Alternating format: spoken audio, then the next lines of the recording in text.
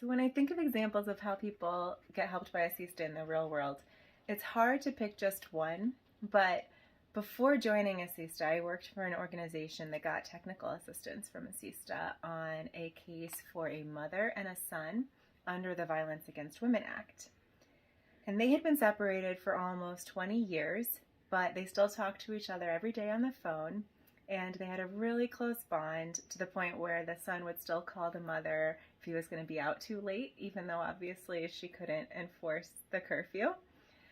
Well, when she finally won her case under the Violence Against Women Act, she was devastated to learn she couldn't go visit her son right away because she had an immigration history that made it impossible for her to get her green card, so she couldn't return to the U.S. if she left.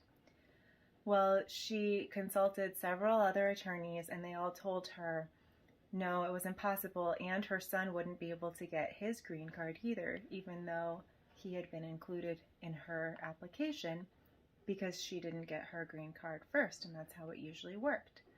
Well, when she consulted with our office, we consulted with ASISTA, and we learned that there's actually a special law for children of abused parents once they become adults. And we followed ASISTA's advice exactly. We had to explain it to the consulate a little bit to make them understand, but eventually it worked, and I will never forget the phone call that I got. I saw the mom's phone number come up on my caller ID, and I answered it, and I barely got it to my ear before I just hear, "God is good!" And I know that that was all because of ASISTA's help.